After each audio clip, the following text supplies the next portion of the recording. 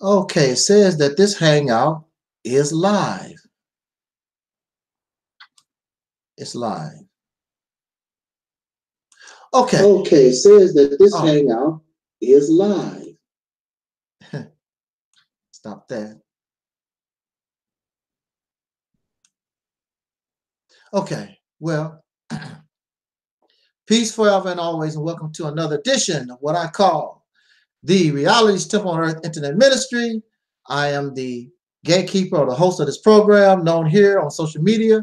Wherever you may find me, I am known as the mighty, mighty, mighty Angel Snubbed Up 7. I am also your soul brother, number 1. And we are live tonight. Very spontaneous. And I decided that we need to go live because myself and who's joining me on this Google Hangout is our assistant AdMinister, Brother Taalik. We were having a pretty good conversation, and I really didn't want to interrupt that conversation, but I didn't feel right that we should have that conversation alone and not bring it to the public, because it's something that I feel we need to talk about and discuss in this matter here. Of course, setting this up for a Google Hangout and setting this up for Facebook throws our conversation off, but we're going to try to get back into that discussion. But before we continue, I want to say this and make this like Richard Nixon said back in the day. I want to make this perfectly clear.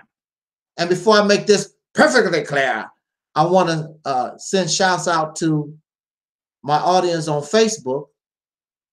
That audience is increasing little by little on Facebook, because I know at one time there was nobody there at all. And now people are starting to, when I come on live, they're starting to come and join me in the conversation. And I really appreciate it. Thank you, Facebook. Thank you, brothers and sisters on YouTube. And with that said, don't want to keep you long. I don't want to be long either, but we're just going to have this conversation. I thought that it's something interesting. It needs to be shared with the public. Okay, let me set this up again. I was just looking at my, matter of fact, hold on. Let me put this link in my Facebook, so if somebody want to join us from Facebook, they could do that. So just hold on a minute. Hold on a minute here. Plus, this is spontaneous. It gives people, while I'm messing around here, it gives people a chance to notice that we are live. And maybe a few people want to join the conversation, at least come to the chat room.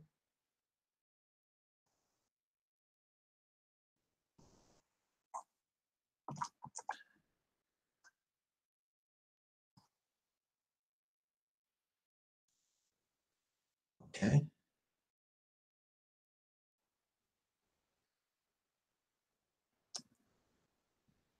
Well, yeah, so, okay, that's done. Put that there.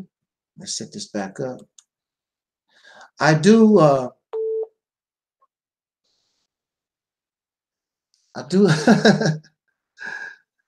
hold on a minute.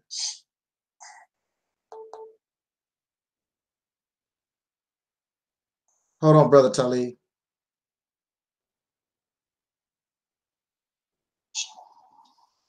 Hey, Sister Brittany. Oh my God! Oh God! Hey, yo, you know I wanted to send you 2 photos of me. I wanted to send you pictures of me finally, so you can see who I am, who this dark skin person is. Oh wow, that's cool. Hello? Yeah, did you? I'm on live. Who this dark skin chocolate person is? I heard that. I wanted to send it to you, but you haven't been picking up the phone. Oh. you hear what I said? I said I'm on live. You being recorded? Oh no, yes, I know that you are live. That's why I'm happy that you is alive, Lord. Oh my God. You had me worried for a little bit and all that. How was you worried? Cause I thought you wasn't alive, Lord. You thought I wasn't alive. You said something about you alive, eh? Hello? Yeah, I'm here. Oh, where you at, Lord? No, I told you. I told you I'm live on the air. Oh, okay. I'm live on the air. So what that mean? I'm on a conference call, Brother Taalik. Brother Taalik, you there? Yeah, I'm here. Yeah, see, I'm on a conference call. I'm live on YouTube. You hear me?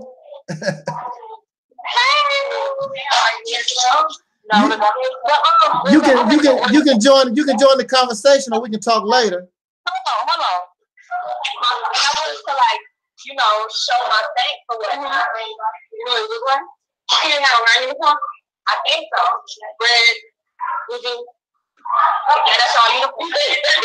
Well, I wanted to show my thanks and I had a check and I wanted to get him. Oh, it's not him, it's Gavin. That's the sister Brittany. You know that sister I was telling you called me all the time? He got license? Is that what y'all consider license? Okay. I guess. You want him to come out? Yes. Hey, how you doing? You remember me? Yeah.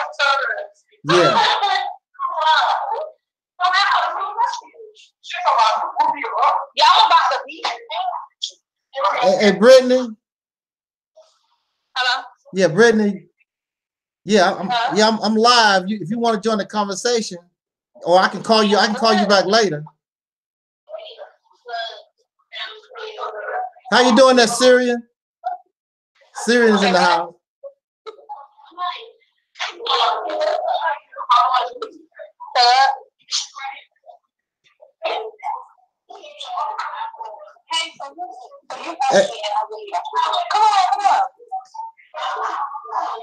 Hey, Miss Brittany. But I don't know right now. I'm gonna get it. But I want to know how long y'all say. If you gonna be here tomorrow, I'll wait. But when you gonna be here tomorrow? Cause that really, cause you know what I'm saying. I really got it all. Okay. Well, if you here, I'll bring it. If not, then they'll let me know. All right. Thank you, y'all. Okay, that's fine. All right. Hello. Yeah. Hey, oh my God. Oh my God. Yeah. Hey. Yeah, if you want, I'm on the air. Yes, I wanted to see that, but you wasn't picking up the phone or whatnot. Why you been picking? What's been going on? It's all good. I'll talk to you about it later. Right now, we're trying to do a show. Okay, well, I would love to be on the show. What y'all talking about? We're talking about the confused direction of Black liberation. The confused direction of Black liberation. Yeah. In what regard, in what sense, and what essence? Let me know what path y'all. What have y'all already put out there so I could? We just got started. We just got started. Okay, well, let me tell y'all what a confusion in Black liberation and the reason why Black people are not being liberated. Y'all want me to tell you what I believe it is? Go ahead, sister. So, Black people are not being liberated because a lot of people like to hear themselves talk.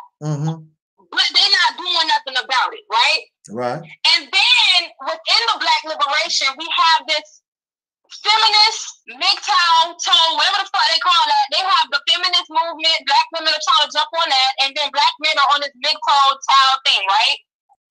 So within the liberation movement, you have Black women that keep trying to say the things that Black men are not doing correctly, and then you also have Black men trying to say what Black women are not doing correctly. And what that does is it causes a separation, although we are supposed to be trying to collaborate so that we are no longer you know, disadvantaged within the system, right? Mm-hmm. However, a disadvantaged group of people keep trying to disadvantage each other and keep trying to outsmart or supremacist each other. So you have black women trying to outsmart or outdo black men and vice versa. And so that's going to always be a problem. Now, another thing is that you have black men that's also trying to take on this misogynist disposition that white males take on, and you have black women trying to take on this feminist disposition that white women take on. And all it is just confusing us because, to be honest with you, there is no outside of the actual gender difference. There is no difference within how we get treated within this society, technically speaking, right? Mm-hmm. So that is the first issue, is that we keep complaining about each other to each other when we're all disenfranchised, and neither one of us can do anything about the complaints other than just stop complaining to each other. That's the first thing. The second thing is that you have black people within the so-called black liberation movements that also look towards white people to give them some type of funding or try to give them some type of reparation or help or handout. Mm-hmm. And what that does is it draws confusion, because when you do that, you're still looking to white supremacy to give you some type of guide or give you some type of answer to your struggle, or not necessarily to your struggle, but to your uprising within that struggle. The same people that colonized you and oppressed you are not going to help you. I don't give a fuck how nice they talk. They're not going to do anything for you. And so that's another thing that is also an issue within the black liberation movement, is that you have, just like with the NAACP, you know, they got white people at the forefront, or you just like you have with the Black Lives Matter movement, you got that white dude Sean, whatever the fuck Sean, whatever his name is. Mm-hmm. So within these movements, you always have a white face, and black people are always saying, you know, we can't do anything without white people, and that in of itself is a problem. And then they want to go back to the Malcolm X's and the Martin Luther Kings and talk about how they got killed, so they feel like they need to have white people in it. The other problem is that you have black people have been so accustomed to living off of other people for their wants and needs, such as the Indian man in your environment who is to give you your gas, or the Chinese people who sell you your hair products or your healthcare products or whatever, the white man who sells you your pharmaceuticals, and every other race in between that is basically just taking over your environment. And some black people are just comfortable with that and accustomed to that. Like, these people's ice is colder than the black man's ice, so we don't support each other. And we might be able to talk in these little circular events or whatever, but for the most part, outside of these little events and these little talks, black people really don't stick together, and that is the big issue. And that's the reason why the liberation movement or whatever is not productive. But then I also think about the spiritual aspect of it as well, biblically speaking, where it says in the Bible that we are going to go through these curses. So sometimes you wonder, like, you know, if this is something that's meant to happen, what is the point of actually just talking in circles? Just live your best life and let that work for your seed and your offspring, so that they'll know how to better deal with their own race of people and not be so Europeanized in their way of thinking to where they're hurting other black people as opposed to helping other black people. But also, too, we have to understand that the black liberation movement is not really going to work. And I'm going to tell you why. You have so many black people in this system of white supremacy that are literally white people in black face. They literally think and act and believe what white people think and act and believe. And so because you have that, and you have people that look like you that are, you know, trying to work with white people and other races of people to keep you oppressed, that liberation movement is going to be very slim to non-happening, because you are going to need almost every black person on code.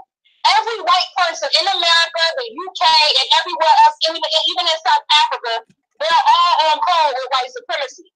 So you can't have a liberation without the entire diaspora of black people being liberated. This is not going to happen. Wow, you said a lot in a few minutes. Woo. It's a lot to take in, sister. I am glad that you called in. Glad to hear from you. Yes, Brother Taalik, Brother Taalik. Yes, sir. Did you want to add a little something to what that sister just said?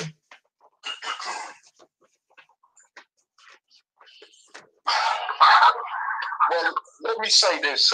You know, I used to believe that through the diaspora of the entire dark-skinned population of this world, that things could get accomplished, but it is seen for over centuries, and even during the pre-existence of European colonialization on the continent of Africa, that you know, we never really got along in terms of different, what you call tribes, or how you want to call it, ethnic groups of people. Mm-hmm. So, I mean, this has been an ongoing thing. Yeah, we're here. This has been an ongoing thing. You can't hear it? You know. Can y'all hear me? Yeah, we can hear you. I can hear. Oh, okay. I thought it was placed on mute because I heard like a ding noise. Okay, I'm sorry. But yeah, my good brother, as I was saying, you know, my thing is this, is that like I said, this has been an ongoing thing before even the Europeans started colonizing, you know, darker skinned populations throughout. But can I interject in that, please? Can I say one thing, and I do apologize. You had cut me off, sister. When I get done, then you can say what you have to say. I mean, just out of respect. Okay, no, I respect that. But anyway, I mean, like I said before, I've always thought that would be a good idea, but as I studied and researched, even like I said before, the Europeans even got involved in our lives as darker skinned people throughout this planet Earth, that we were always at war with each other. We were always caught up in division, okay, to the point where we hated each other so much that we didn't even want to identify with each other, even based on the fact that we got dark skin or woolly hair. You see what I'm saying? And it's still like that today, especially even in the continent, as we can see. So, I mean, if that would ever happen, it would be like Earth replenishing itself with different people in terms of population existence, because the mindset that our people have now, especially as a result of European colonialization and slavery, it makes that difficult. And then, even though we know that we are being oppressed not only by Europeans, but by Asians as well as Arabs, since Arabs are enslaving darker skinned people in certain countries in Africa like Libya, Mauritania, Sudan. I mean, you know, and the African Union ain't trying to do nothing about that. I mean, it is apparent that our people would never identify, at least not in my lifetime, on the broad scale level of when you talk about blacks in the entire international diaspora. Now, for us over here as descendants of slaves born in America, we must, in order for us to even be able to demand anything, when you talk about reparations, when we talk about just basic human rights, let alone some, you know, fake civil rights or fake affirmative action, you see what I'm saying? It's like we really don't have, according to the Constitution in the 13th Amendment, and correct me if I'm wrong about the 13th Amendment, because it said that slavery still exists in this country if you are tried as an unquote criminal in their criminal courts of law and convicted. Okay. So that's still a back door to slavery. You see what I'm saying? That's still a way through the back door to slavery. Ain't no question about that. So according to their constitution, which obviously that amendment is in their constitution, we are still under slave status.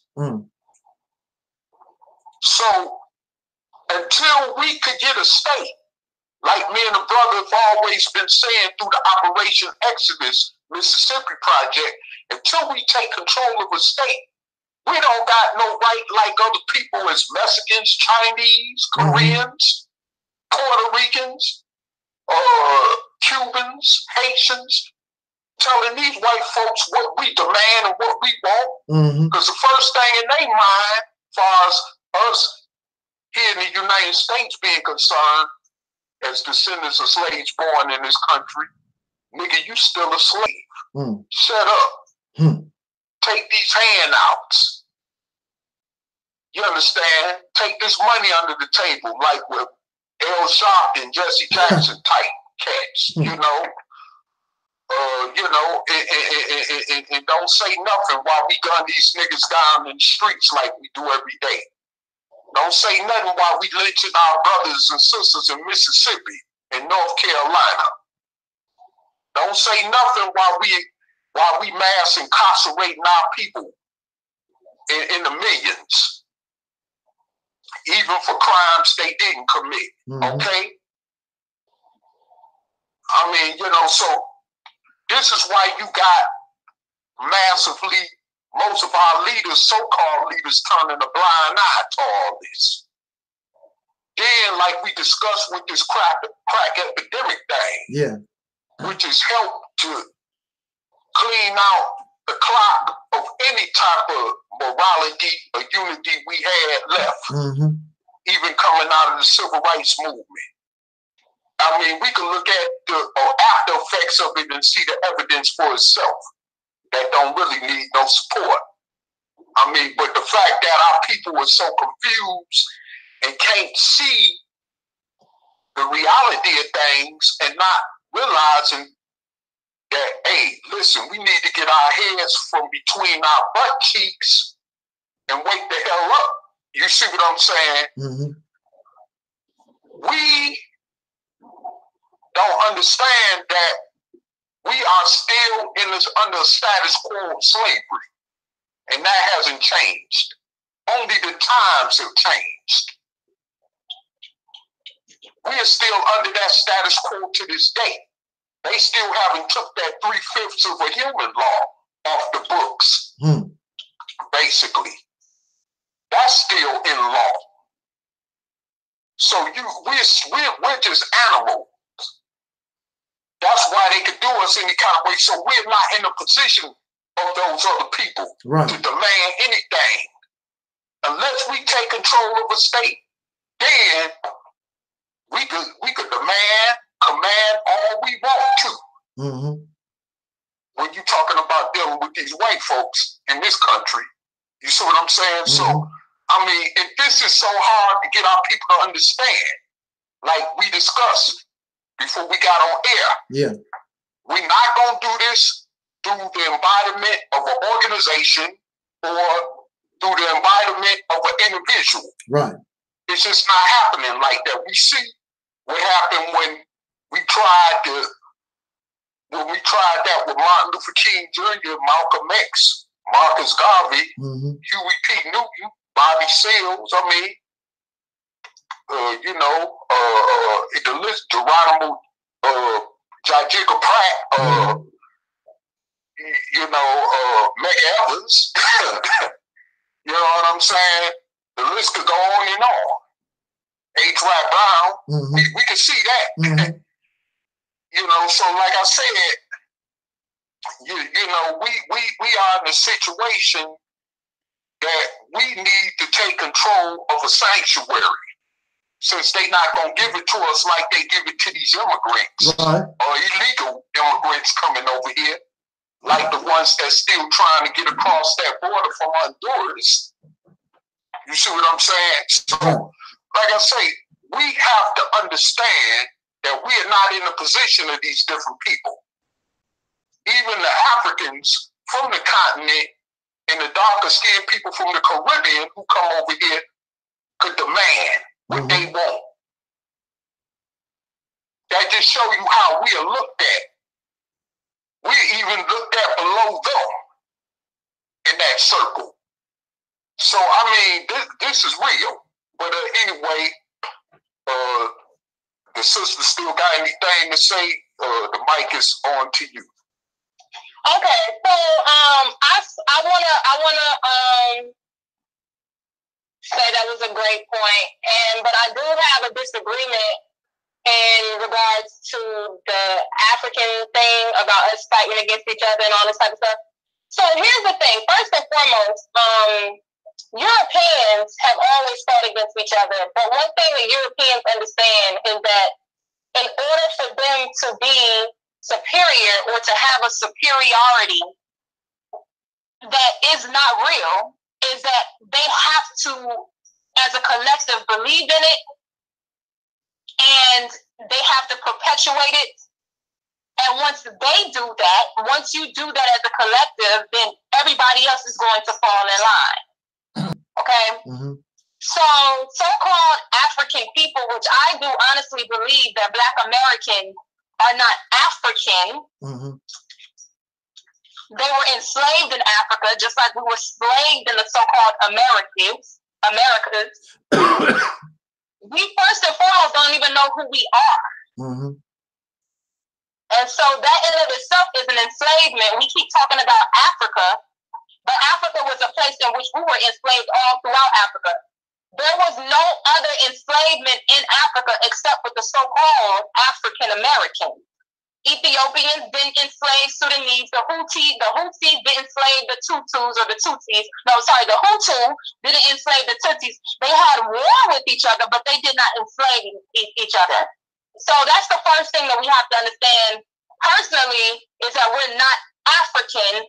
We look similar to Africans, but we are not African. And anytime some white person or the Europeanized society gives you a name or an identity, you need to question it. And they told us that we were so-called African American. That's true. But if you do your further research, then you would understand exactly what I mean. Second of all, you said something about the Caribbean. The people in the Caribbean they are able to demand more. Okay. They are not able to demand more.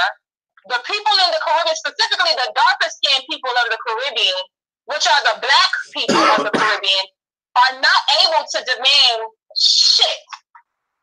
Dark skinned Black people, not even dark skinned, but so-called descendants of Africa, which are the same people who were enslaved in the same way as the so-called Black African Americans. They don't demand shit. As a matter of fact, they are the lower class in their areas, in their countries. So the Jamaicans, the Trinidadians, that's the reason why colorism is so big in those places, because oftentimes they don't make a distinction between Black and white. They make a distinction between color. If you listen to a lot of Caribbean people, they don't really have a disdain for whiteness, because again, they consider themselves to be all the same. It's just a color thing, when in reality it's a race thing.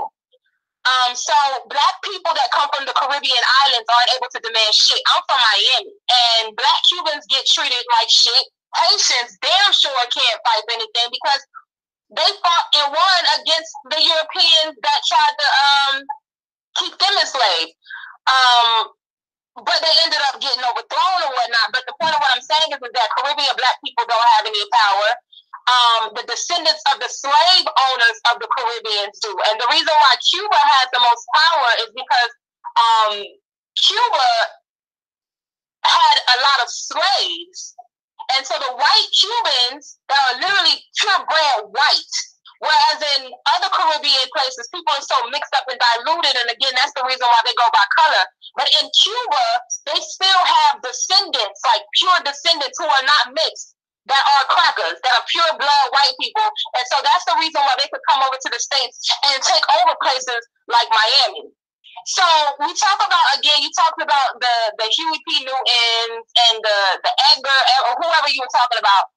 And the reason why these people didn't or was not able to overthrow anything is because, like I said earlier, you have too many other Black people that think like Europeans, and they hate themselves, and if not themselves, they hate Black women, and so forth and so forth. Just like the dude Cleaver that was in the Black Panther movement, he hated Black women.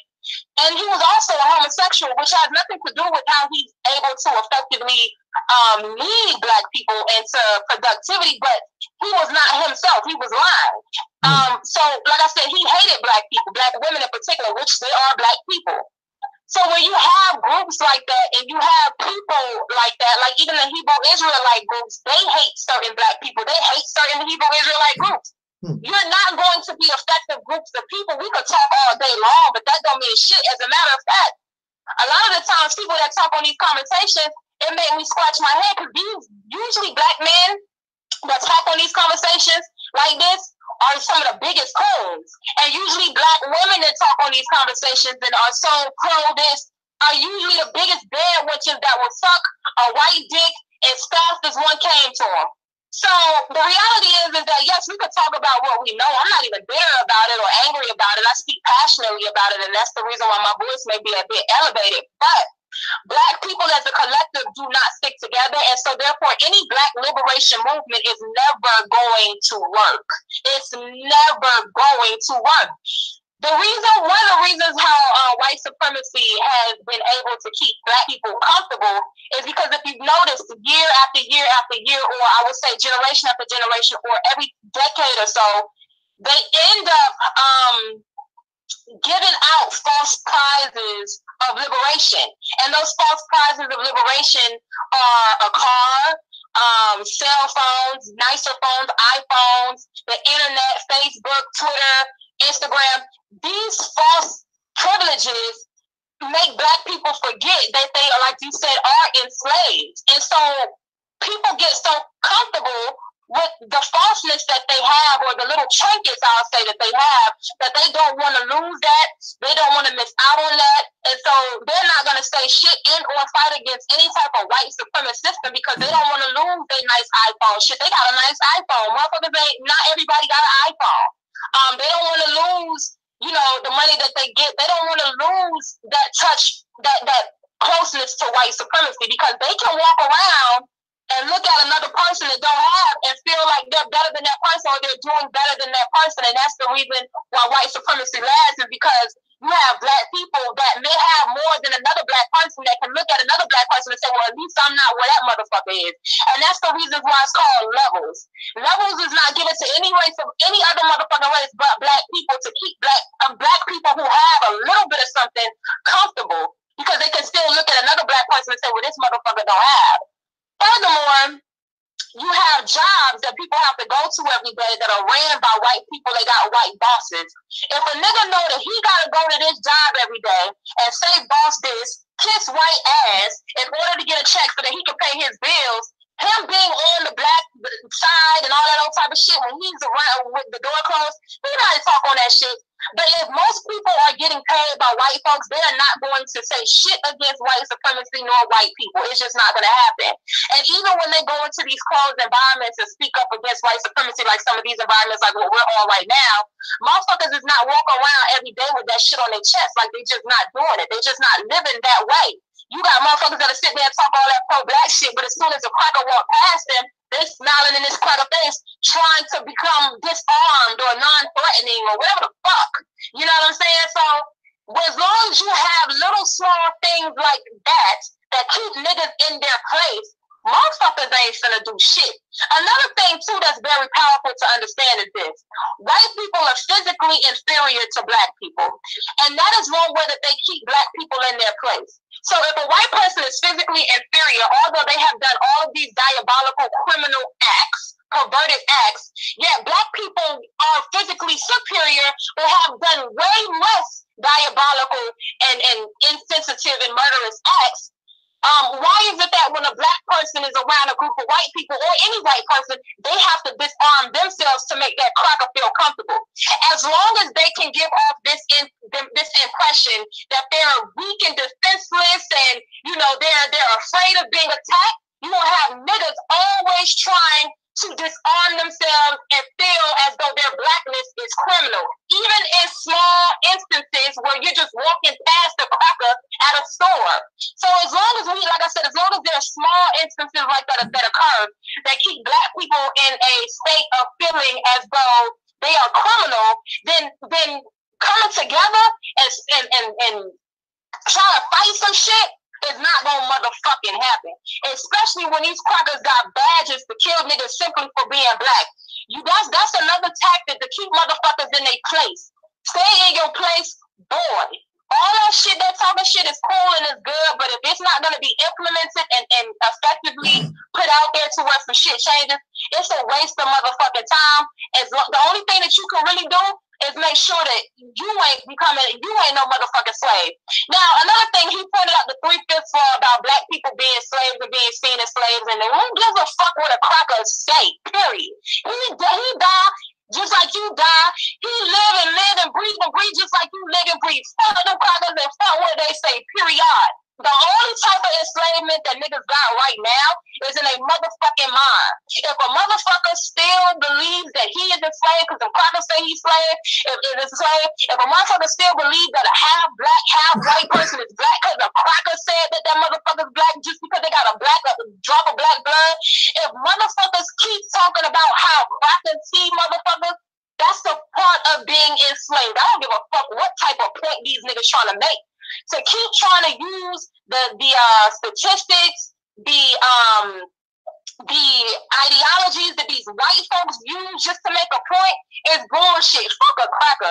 Because the reality is that those motherfuckers are Neanderthal and have Neanderthal DNA, which means that they are actually the less of the human of the Black species. And so are other races of beings. That's the reason why they don't fear each other. That's the reason why the Black person with the kinky hair is the most feared, because you are the most human. That's the reality. Animals are going to always have fear for a motherfucking human. That's period. So, I say that to say this, fuck what a cracker think, and if a nigga constantly thinks about what these white folks think, then that motherfucker needs to be questioned, period. All right, okay. Gonna take a slight break here to make a disclaimer. Brother, let me say this. Let me say this. Yes, let me say this very, very quickly. I want to make a disclaimer real quick. The views and the views expressed here are not solely, not necessarily those of Operation Exodus Mississippi. This is a separate program hosted by the RealitysTemple on Earth Internet Ministry. Operation Exodus Mississippi is simply the using the vote, inspiring the people of the state of Mississippi to use their vote in order to take control of the politics, the laws of that state, in order to benefit dark-skinned people, the descendants of slaves born in America. That's all that it simply is. And then you work, whatever else comes after, you work with that after you gain power. Because without any kind of power, and anything else, it doesn't mean anything. You have to put yourself in a position where we can actually have power. And if you can take control of the activities of a state, that's the most power that we as a people have ever had in our sojourn in America. So Operation Exodus Mississippi has nothing to do with religion or spirituality or personal beliefs. What I just described, that's all that it is. Also, I want to say to the sister, I'm very happy that you're here, and I'm glad to hear your passion and how you're speaking. But I also want to say to you that on this program,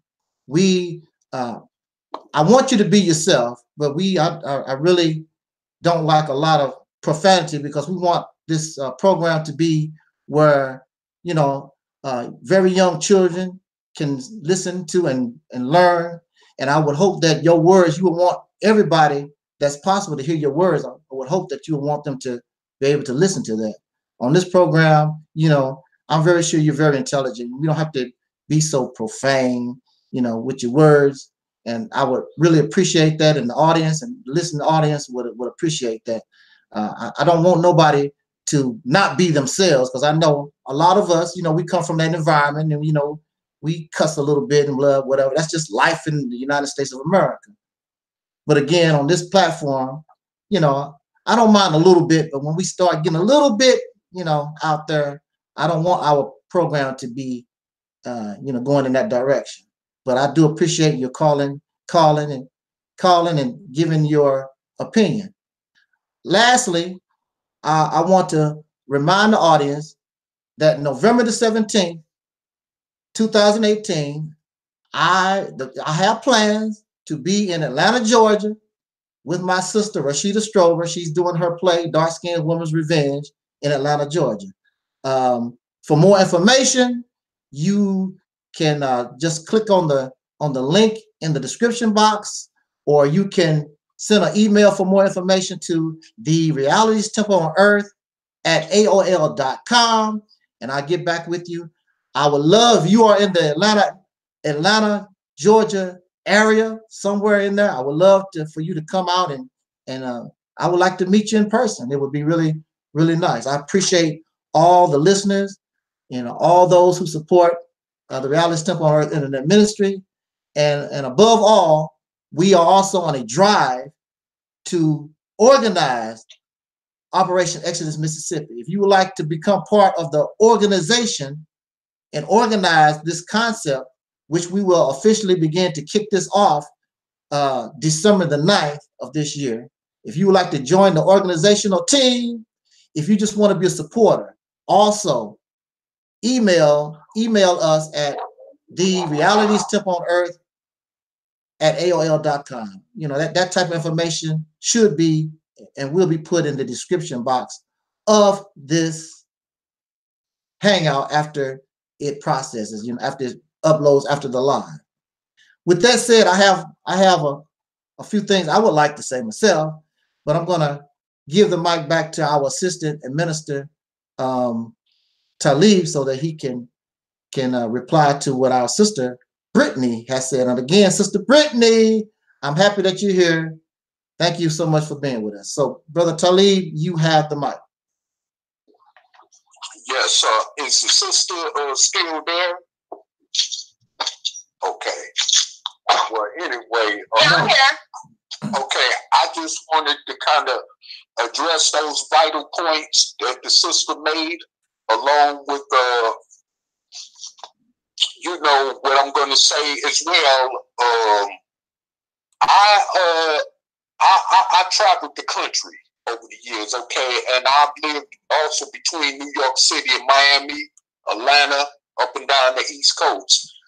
And I know about the experience of the Latino population and in this country, and I do realize that the darker skinned Latino, you know, get more. These are black Latinos, not the. When you say darker skin, you have to understand that there's darker skin. Sister Brittany, don't cut them off. Let them speak. I prefer to say darker skin, you know. But anyway, darker skinned Latinos, like you mentioned, the Cubans, the Haitians, the Jamaicans, and the Bahamians, and you know what I mean, so forth and going on. Yes, I realize that they have a very, very, very, you know, low consideration when it comes to demands because of their skin color in this country. Okay, I do understand that, and I also know. But that's not. I'm sorry, but that's not what I said. I'm sorry. But anyway,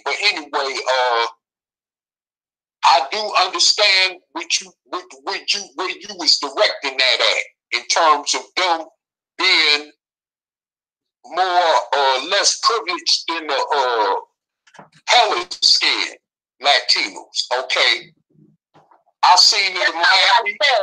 I'm sorry, because you're addressing what I said. I just want you to understand what I was saying. I didn't say that. I said African, the so-called African, which are Black Hispanics, and there are European Hispanics. That has nothing to do with color. That's a different race.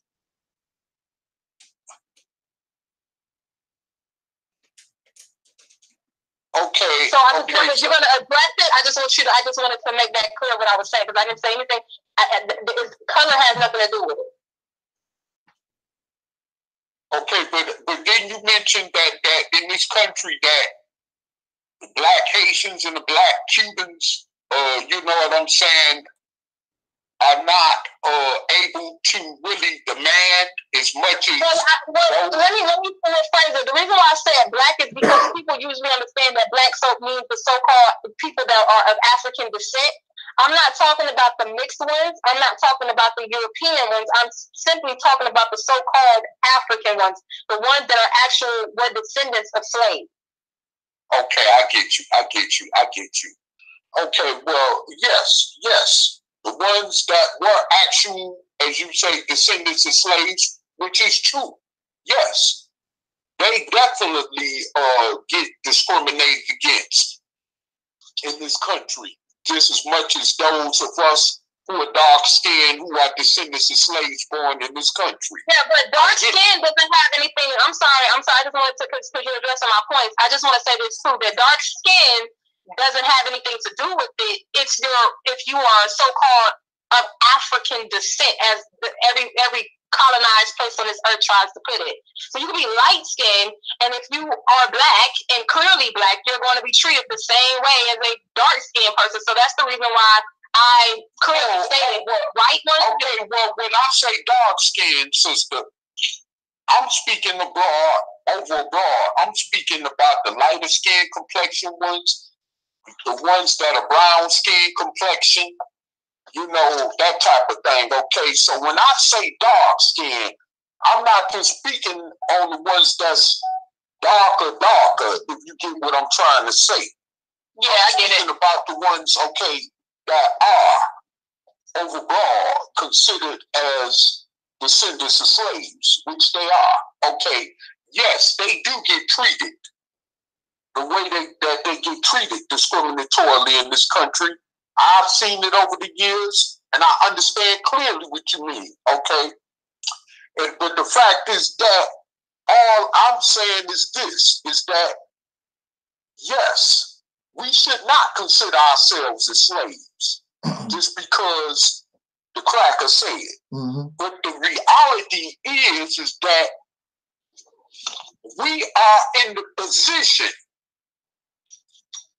that we cannot call shots until we put ourselves in a position to make demands. In our minds. Well, here's the thing. You can't call shots for a group, but you can call shots for yourself. You can't call shots for a Black person that is so enthralled with white supremacy that they agree with it, because you would be killing yourself for somebody else who doesn't care for you, or don't care for themselves. But like I said, you can call shots for yourself. What, sister, let me ask you a question. Whatever time you've known in our history as a people in this country, that on an individual level, we succeeded, even for the benefit of all of our people. What's the question that you were asking? Because I didn't understand. What was the question? Since you mentioned being the individuals as far as making demands as an individual with a mindset that you're demanding that you're respected as a human and treated as a human. You know what I'm saying? And that when you had said something about standing up for other darker skinned people with the mindset that don't have the same mindset as you have, okay, but at the same time, you demanding something individually. What my question to that was, whatever time in history in this country have you ever known us to be able to change anything starting from an individual basis? There's plenty of people. That's the reason why you have broke black people that have a problem with black people, such as so-called black celebrities. And not all of them are assigned to white supremacy. But you have black people that get money, and broke motherfuckers, broke black people have a problem with that because they think, well, why aren't these people giving back? So, I mean, there are plenty of people that make changes for themselves. I'm not understanding what type of change in particular you're speaking of, but if you're trying to make something happen where you have to go to a white person, then that in of itself makes you 3/5 of a person if you believe that the only way that you can have a better life is if you get it from some white person. Oh, no. This is the reason, and I'm glad you said that, okay, because see, this is the reason why the idea of the Operation Exodus Mississippi is very important.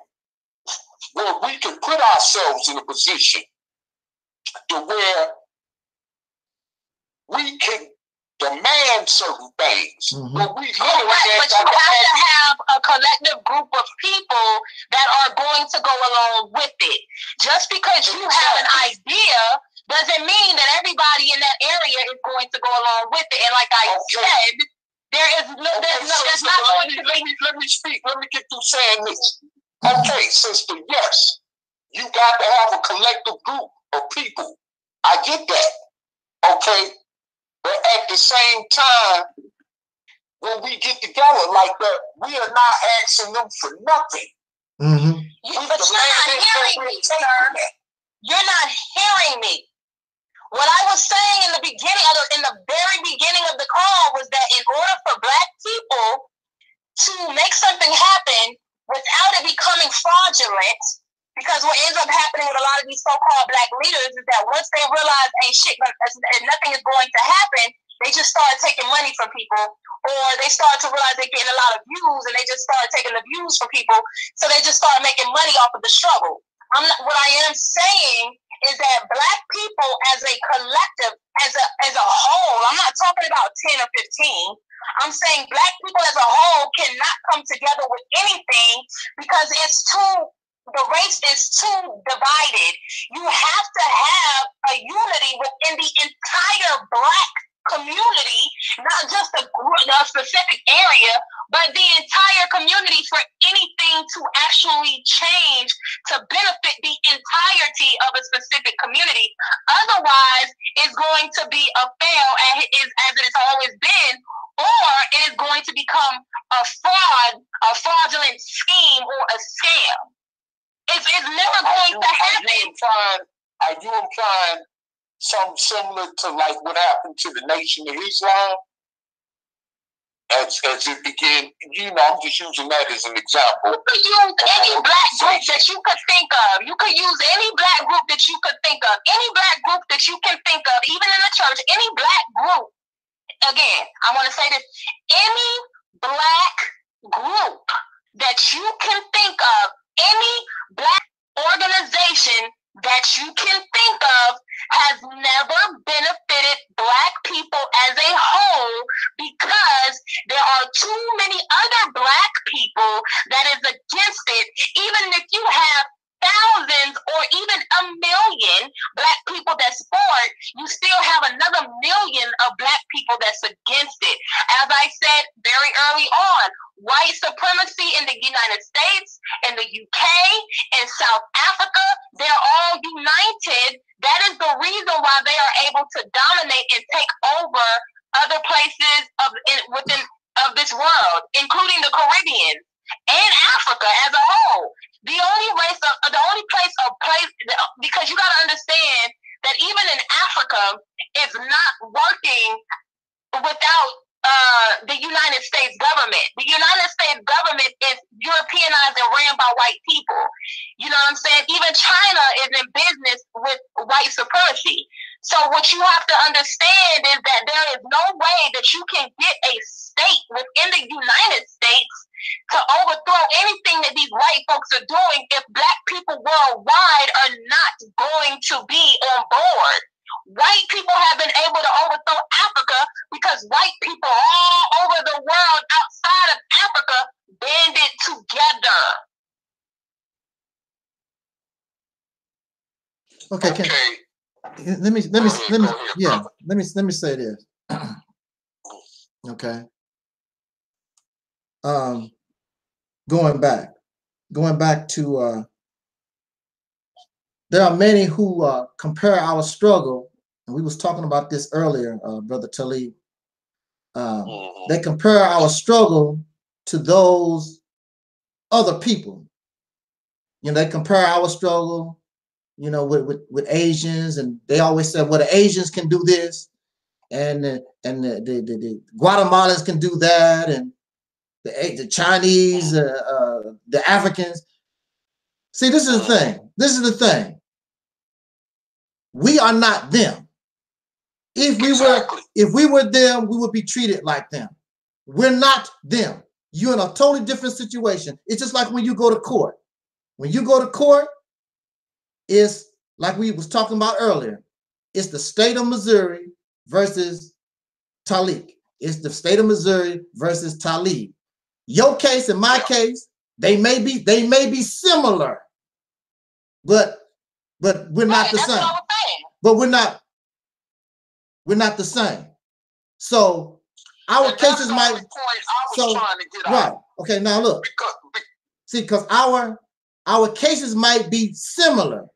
Matter of fact, they could be the same, but for some reason, you know, they give you probation and they'll send me to prison.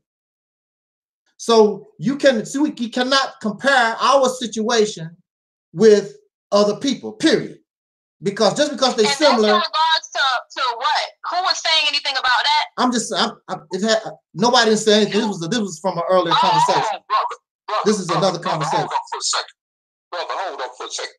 Sister, when you said that darker-skinned Latinos do not, I'm gonna say this and we're gonna move on, but when you said that darker-skinned Latinos do not get to really demand too much like their white or paler counterparts do,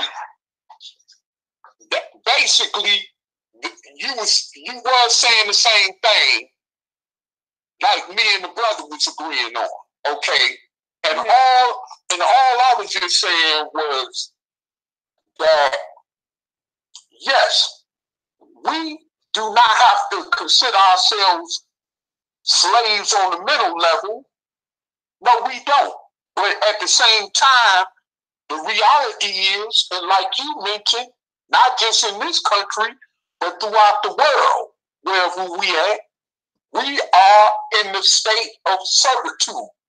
Because here's the thing, bottom line, and this is just to cut it short on my end, bottom line is the only reason why black people are in the state of servitude is because there's no unity, period. If black people was all to band together all over the world, we could overthrow the shit. There's no such thing as a white people shit ain't no different than a black one.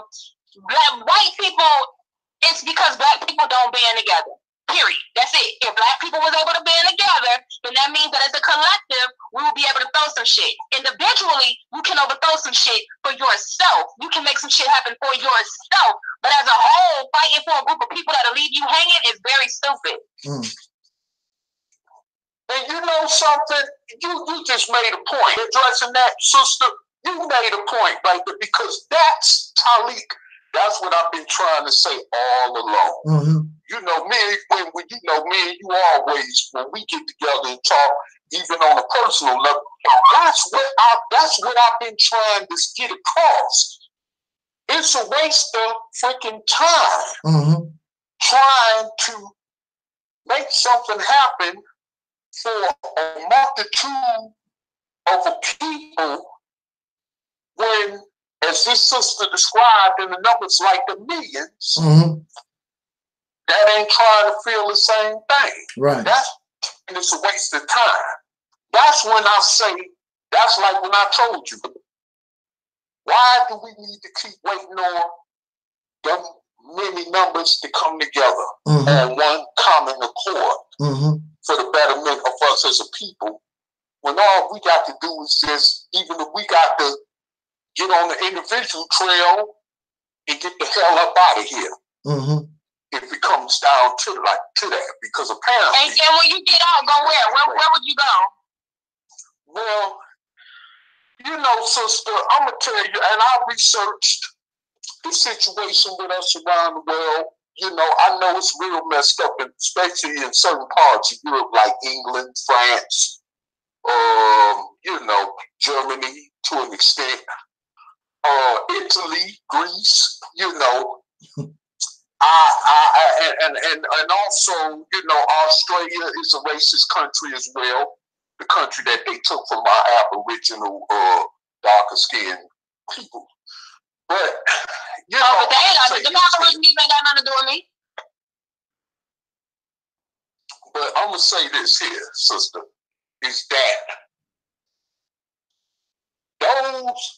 some of those countries, because I've heard this personally myself, I've seen it on YouTube and different other information I've researched, where darker skinned people who left America or even left the continent and went. When you say darker skinned people, I'm just trying to understand what you mean, because there are dark skinned Indians, but they are not African, so-called African American, and therefore they will not be treated like a dark skinned person with woolly hair. So I'm not.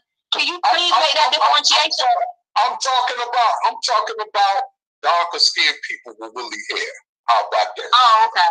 So you didn't put a race to it. Okay. Woolly hair. Anyway, as I was saying, when they said that when they went over to certain countries, even as far as places like Czechoslovakia, the Prague, and all that, certain places you don't too much hear about in Europe like you hear about in Western Europe. They said that, yeah, it may be racism to a degree, but they don't feel it like they feel it when they're in America. Let me draw this point. And these are coming from people who are descendants of slaves like us in this country. You got black people that love America and only hang around white people, and they marry only white people and date only white people, and they'll tell any black person that's speaking against that you're wrong and America is great, right? But the only way that they're able to feel that comfortable is because they have submitted to that environment, which means that you are trying to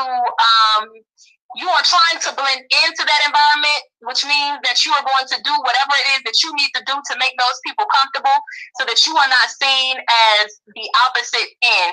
So I say that to say this, that when black people go to other countries, I'm pretty sure that there's racism there, and I'm pretty sure that they may get treated bad. But because black people are so submissive and they try to make everybody comfortable, when you kiss ass, yes, you make people happy. If you don't kiss ass, then you get treated like shit if you choose to surround yourself with or around people that are not of your same race, right? So, do I believe that it's better in Czechoslovakia? I think every white person on the face of this earth is racist. So if you're in a place where it's predominantly white, there's no fucking way that you're getting treated better. Now, I do know that there are some that I've seen black people that when they go to China, you know, they're getting pictures of being taken of them, and it's like they get treated like celebrities. But then I've also heard in some instances where they get treated like horrible. So regardless of whether you're getting taken pictures of or you're getting treated horrible or whatever the case, you're gonna always be treated like an outsider if you are so-called. And I say so-called because you're not African, but we just gonna keep it that way to keep it simple.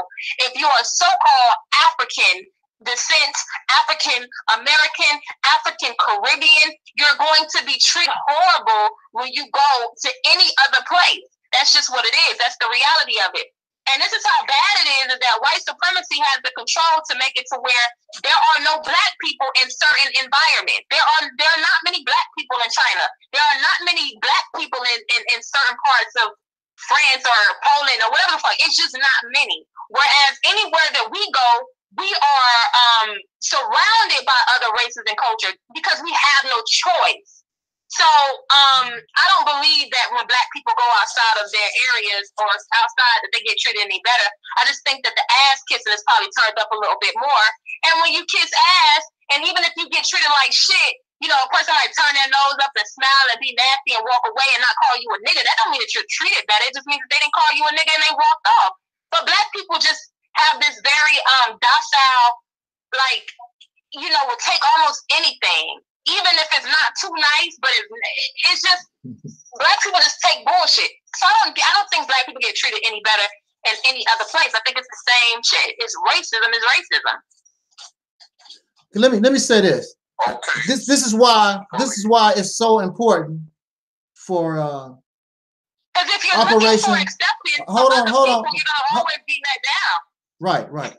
Now hold on. Watch this. Now I'm gonna say my little 2 cents, and we got about 15-20 minutes left, and I got to get out of here. But I want to say this. The topic that we've chosen for tonight is the confused direction of Black liberation. And I answered that perfectly, and we kind of got off the topic, but I answered that earlier. Right. That's the key word here. The confused direction of Black liberation. You have to look at Black liberation just like if you was driving your car. You know, you're going down the street. You cannot have the left side of your car go to the left and your right side of the car go to the left. It's all messed up. Different wheels going in different directions. You'll never make it to the place where you want to go. It's just not gonna happen. So that has been our problem throughout our sojourn here in America, is that we have too many people doing too many different things. And it goes right, and it goes back. You got so many people that want to be leaders instead of just coming together and leading together. Do you want me to click you off, Brittany? Now just chill out. It ain't that exciting, okay? Just be patient. Now, we got too many people doing too many different things at the same time. Now, just like we have Operation Exodus Mississippi, I really doubt if there's any other solution that has been presented before the people that has everything that we really need, because this Mississippi campaign has nothing to do with religion, has nothing to do with a political idea. It does not discriminate against anybody. This is an idea just for all the people. Just like there was somebody in the chat room, they was talking about the Black Panther Party. That's what I like about the Black Panther Party. The Black Panther Party did things that benefit the community. Black people, period. They did not try to convert you to a religion, tell you about Allah or Jehovah or whatever. It was just trying to do something to change the condition of our people to make it better. That's all Operation Exodus Mississippi is. To take control of this state by taking advantage of the political system, using your right to vote, which you have the right to vote, something that could have been done a long time ago in the South if it was not for the terrorists, the domestic terrorism, Jim Crow, that ran our people up from the South, North, West, East, whatever. They was on their way to do that anyway, to take control of those states.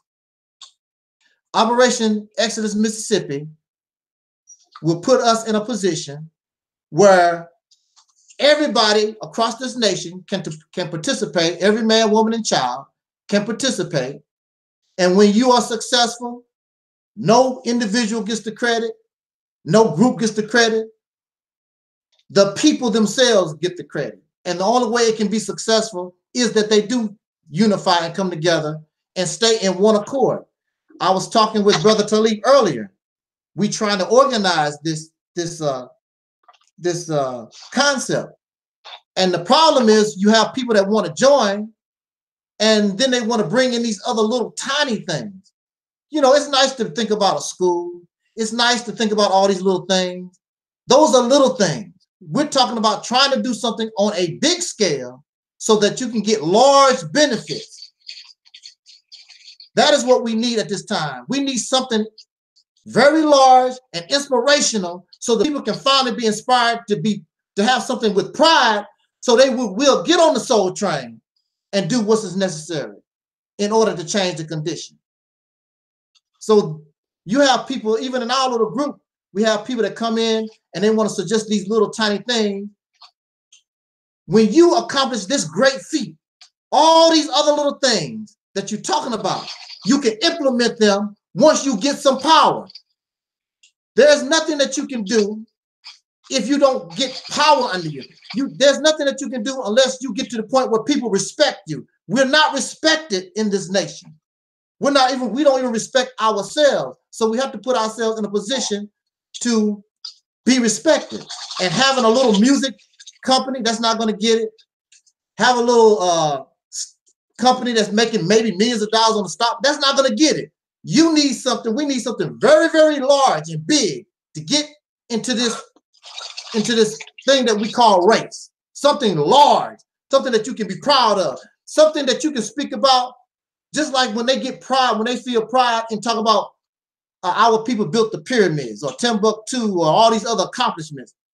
This great accomplishment includes all these different things and give you the results that we need.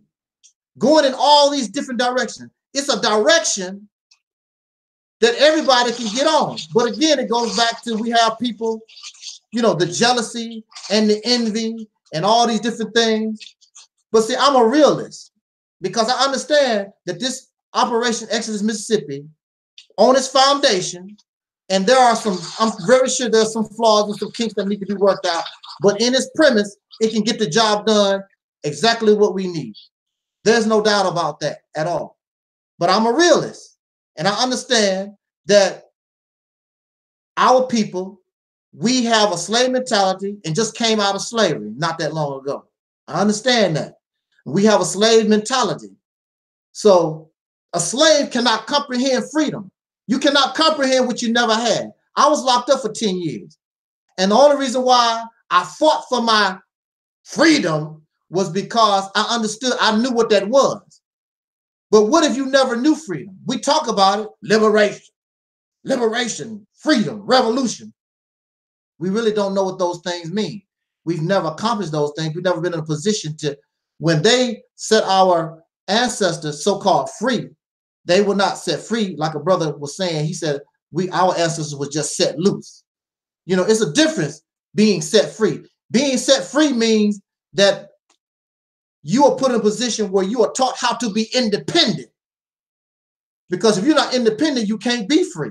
We were not taught that. We were learning, coming straight out of slavery, trial and error. That's what we do. And it's still trial and error.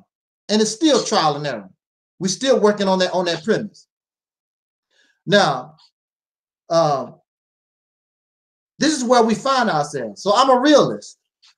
I understand that we can talk till we're blue in the face and nothing's going to change. But say for instance, if though we are successful, when we talk about the international scope, coming from the power base of a state, you can easily go international. You can have relations with other states. I mean, other nations. And if things don't go coming from the power base of a state, when you talk about, well, if you're not going to live in America, where will we go? Coming from the power base of a state, during the time that you are making associations with other countries all over the world, you can strike up deals where you can make an organized exodus from your oppressor. There are those who want to stay, let them stay. But you can be organized instead of each individual, well, where I'm going to go, where you going to go. That's the same thing that happened to us during slavery. You know, that we were just set loose by the slave master. Where we's going to go, we don't know. But see, we are in a position to put ourselves where we can have an organized exodus if things don't work out in this country. Everything that we're doing, you're doing it in this country, but also at the same time, you're planning your exodus just in case it ain't working right, ain't doing what it's supposed to do, then you can also have a way out of here. So I just want to make that clear. Because we do have something here. It's called Operation Exodus Mississippi. We do have something here that can solve all these problems that we facing in this country. And the only way it can be successful, it has to be national. It has to be where the people, and again, has nothing to do with religion, has nothing to do with political idea, nothing personal.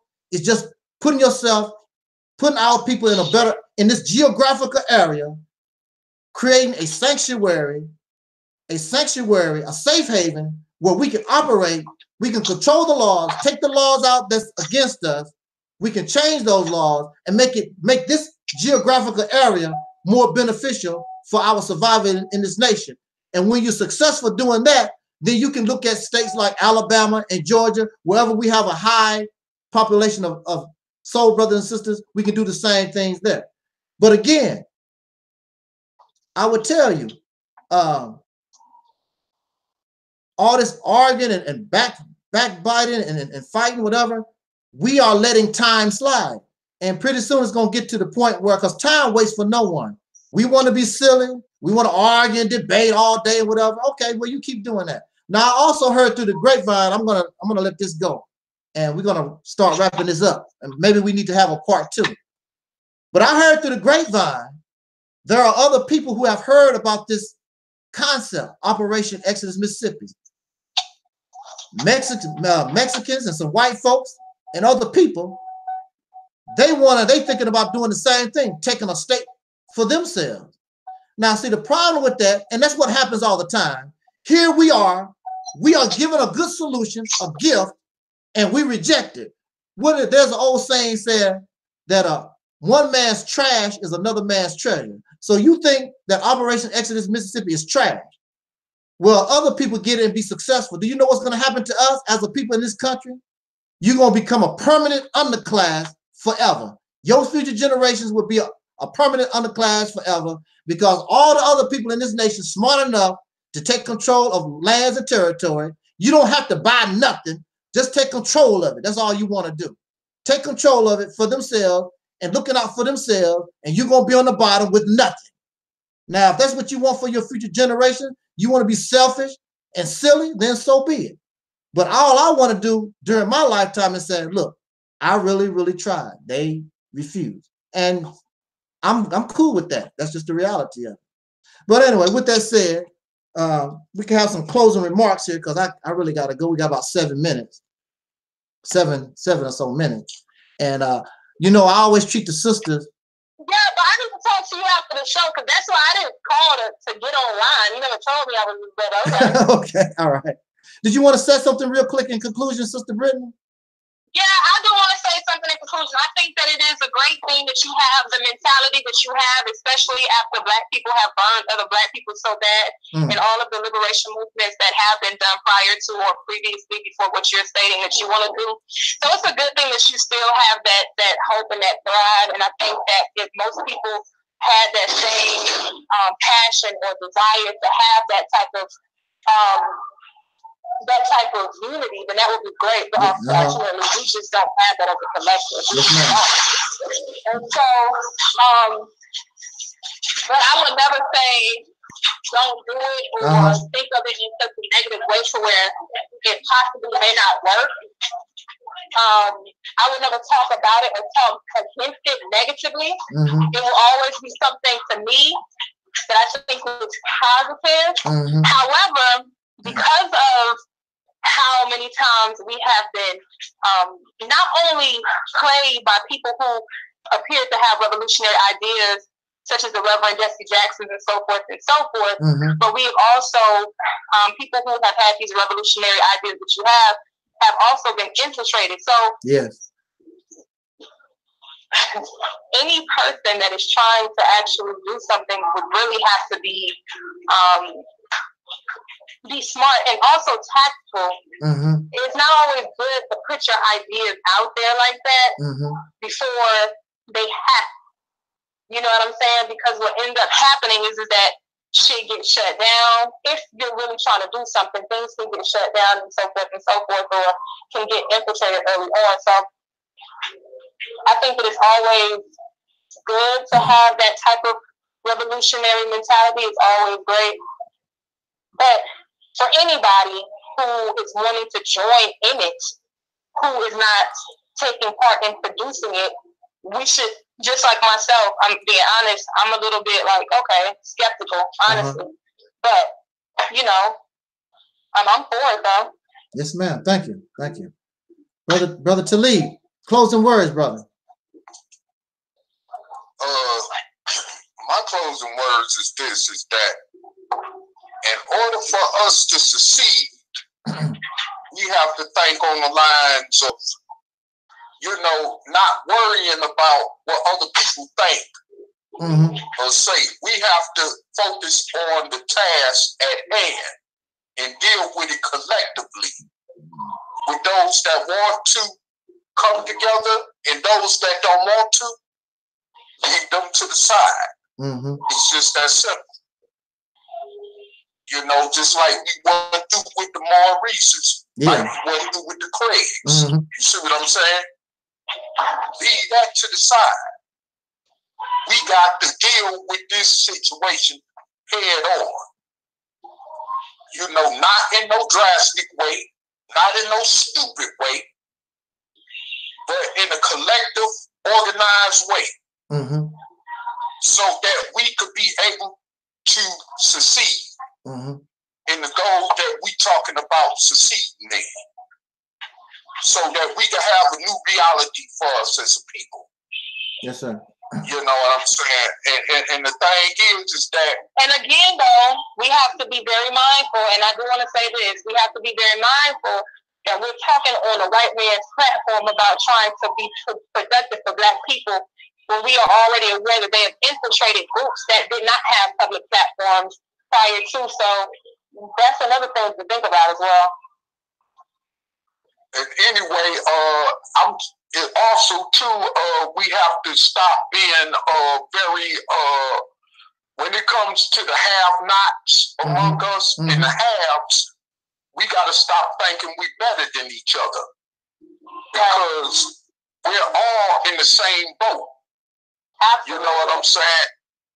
And the thing is that until we realize that, then we just gonna be, spitting out words and no actual, tangible actions coming along to make this reality happen.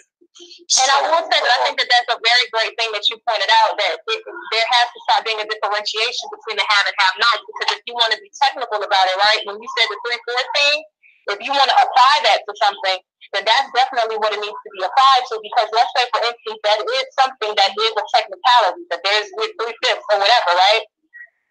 Then that would mean that even the niggas with the money are as well. So that definitely, yeah. So unless motherfuckers are comfortable with being bottom feeders, just as long as they're bottom feeders with a few dollars, then that's a problem. All right. We also got to stop hating on one another too. Even when we ain't got nothing. We got to stop that. We got to stop that. Those that don't got nothing still hating on each other. I know that's right. Absolutely. Okay. With that said, y'all. I want to ask him one question. I want to ask Taalik one question. Okay. Who me? Taalik? Now, you being a Black man, let me ask you this. Why do you think, from your perspective as a Black man and from what you've experienced and what you've walked, why is it that Black people are so jealous and so hateful to one another?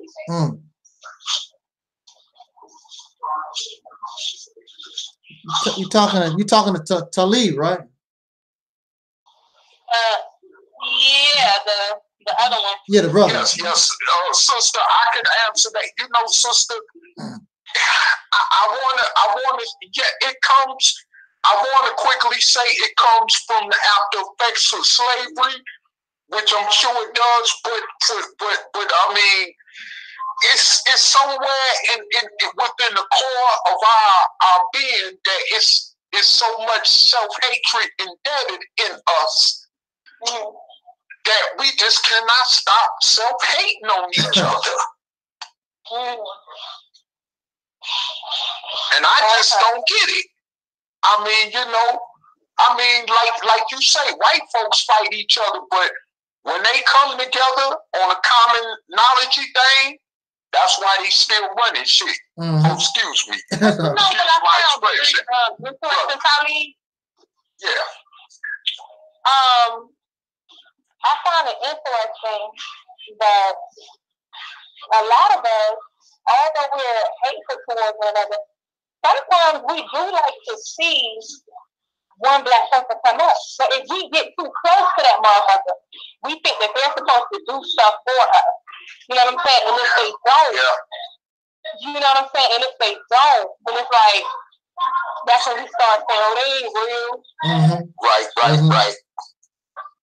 And I just wanted to know what your perspective of that. Now, also, too, what do you think about black men and black women that act like practice? Like, literally like practice? Like, straight like practice. Like, straight like practice.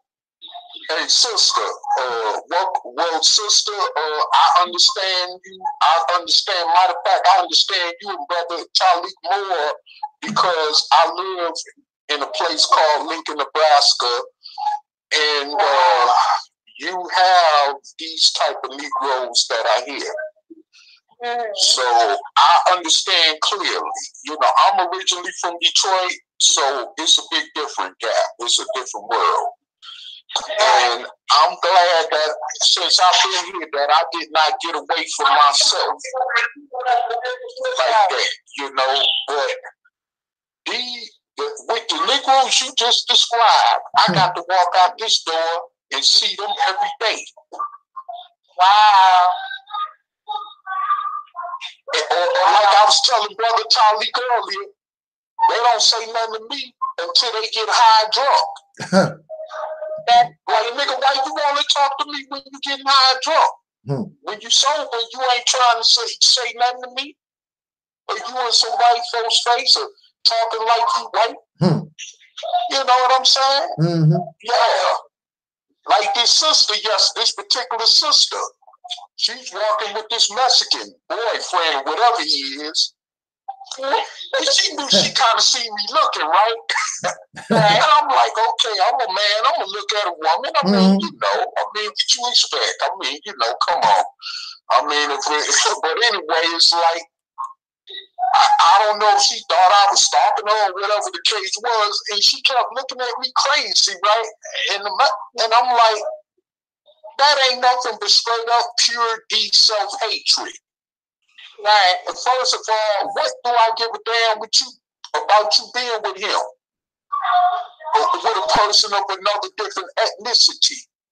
That's not my business. My only concern for you is a sister that you should be free from this oppression. For 400 years of servitude and mass incarceration and lynching and so forth and on. You see what I'm saying? My concern is not your preference of who you lay in bed with or whatever. You see what I'm saying? Right. So my thing is this. She looking like that, and I'm saying, man, these people have, in particular, this sister also, when she talk, you will swear up and down, it's like heaven talking. You know? When you listen to her talk, because I've overheard her talk, it sounded Heather. The typical Heather. Wow. Yeah. That's sad though. You know what? And but see, here's the thing. What confuses me, Taalik, is that a lot of people, like a lot of black people, they think when a black person talks like that somehow it sounds good or it sounds like what they made with it. I mean, I don't know.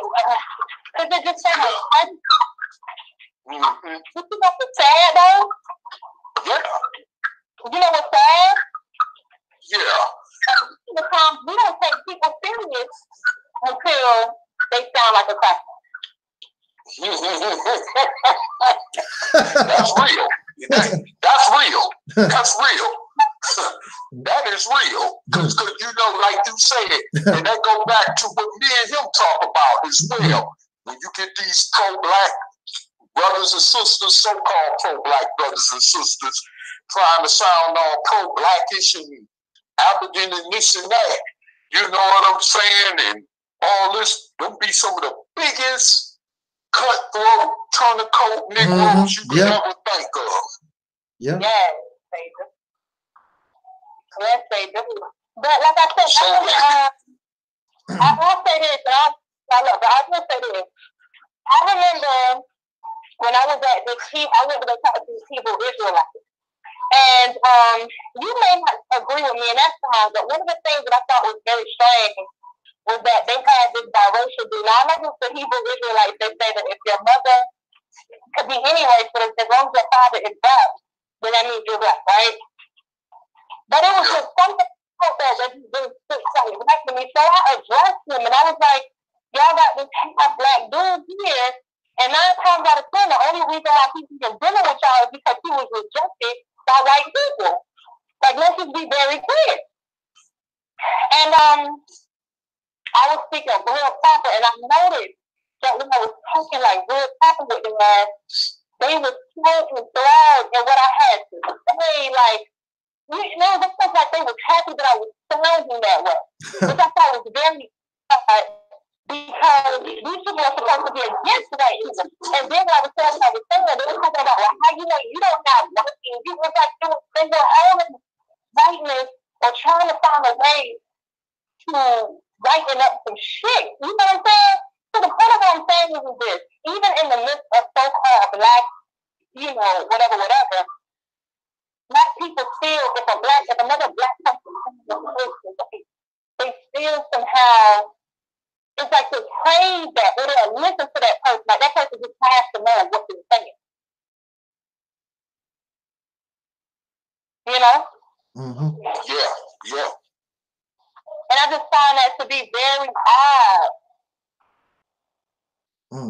That there's this disdain for blackness. You know what I'm saying? It's like you have to sound like a copper in order for some of your own people, even in these so-called pro-black environments, to take what you're saying serious.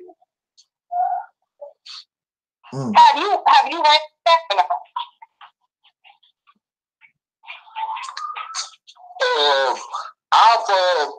I'm gonna tell you this, sister. I belong to this, called myself trying to belong to this group called the Nuwabians, who was under this guy named Dr. Malachi York. I don't know if you know anything about that.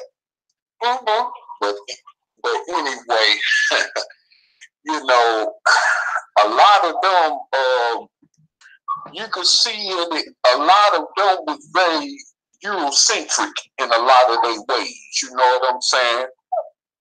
They always talked about trying to be Sudanese from Africa or trying to be Native Americans or whatever. But yet they never tried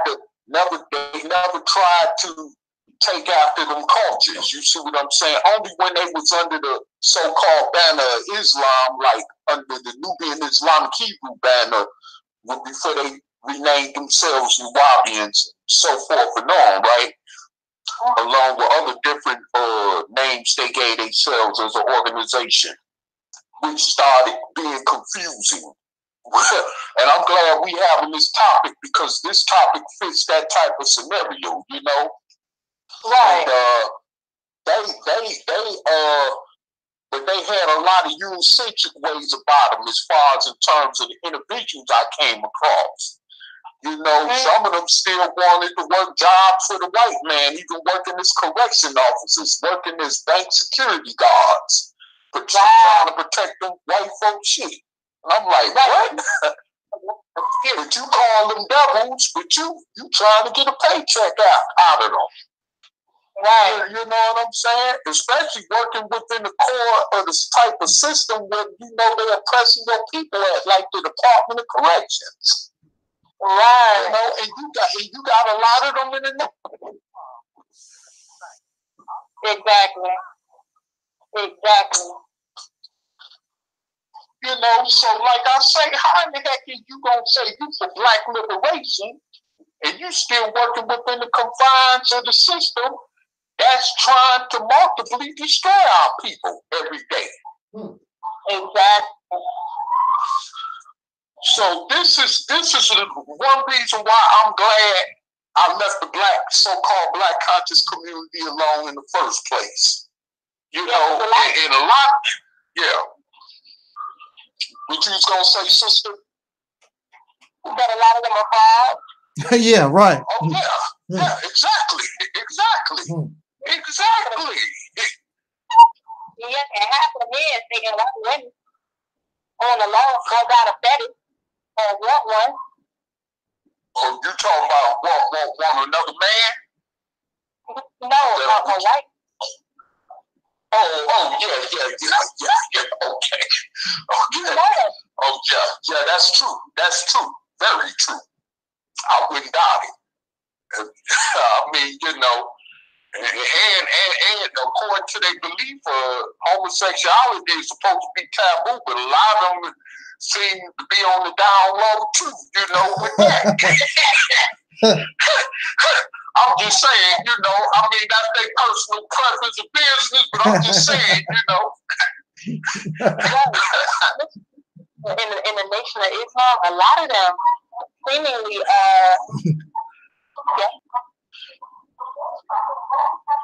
heard me? Yeah. Y'all, a lot of them, like they really, you know, I come to find out the same thing about that organization I call myself belonging to, the Nubians. I see the big acceptance of homosexuality. As a matter of fact, Dr. Malachi York had a lot of stuff in some of those books he wrote that were correlated into his teachings that was connected correctly to homosexuality, like the penis phallus and all that kind of stuff. Man, you know, all them on each other, like what? You know, and that even opened up my eyes more than like, what kind of pro-black organization is this I call myself belonging to all these damn years? Right. I wonder why some of them people in that organization went so damn crazy. I'm telling the truth. Right. That is the truth. See, this is the thing when people fail to realize that a lot of people want to take they take advantage of black people's want and need for answers. And when they see that your ass is enthralled in that bullshit, because the reality is most motherfuckers, these people already know, man, all that shit they talking about is not going to happen, not in this lifetime. And so what they do is they try to take advantage of people's hopes of freedom and liberation. Yes. Right. And what they end up doing is fucking over a lot of black people. And that's when, just like with these churches, they get all these young boys and shit like that in these churches and be turning them gay, or if not turning them gay, at least turning them out. You know what I'm saying? Because they see that these people are kind of gullible. So this is what a lot of these people do. They use all this supposed liberation shit, but it's really just to like lure motherfuckers in who are gullible. Yeah. You know what I'm saying? If your ass is gullible and you fall for the oath note, then because I'm gonna tell you like this, I mean, and this is no disrespect, but I mean, this shit is so woke the fuck up that it's not gonna happen like how people want it to happen for us. It's just not gonna happen. And so as long as we keep sitting there saying, oh, you know, we just fooling ourselves. Because there's too many niggas with cracker mentality. There's just too many. Talking about the niggas like Farrakhan that want to get paid too, right? Exactly. Farrakhan getting money. Yeah. Yeah. Well, where the fuck the beans at? That's what I'm trying to find. Hey, sister, excuse me. You say you're from Miami? I sure am. You know that temple that used to be on in Liberty City, or they used to be. I heard about it. That organization was worth $250 million. I was down there in '89 one year before they knocked him off. They had all kind of hotels all over Miami, on South Miami Beach. I mean, they had all kind of properties everywhere. I mean, they was getting money. You better believe it. Carried away. Huh? I said you better believe I was getting money. Yeah. Who is this you talking about? Huh? Who's that y'all talking about? Yahweh. Oh yeah, right.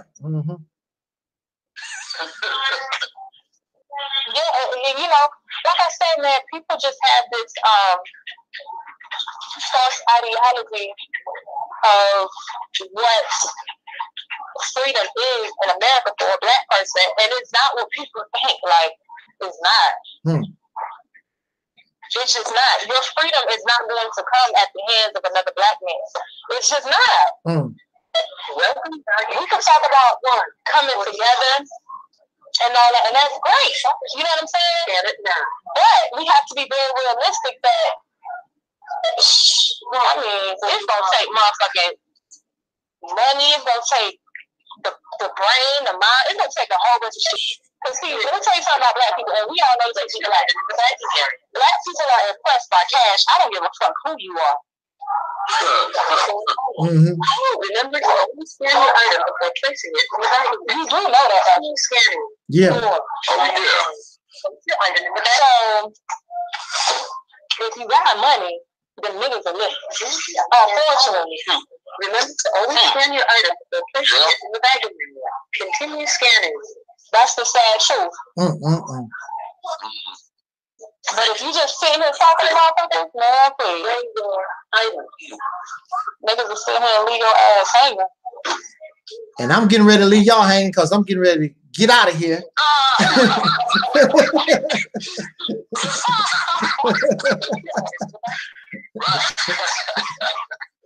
Well, I enjoyed the both of y'all presence on this conference. Yeah, it was nice.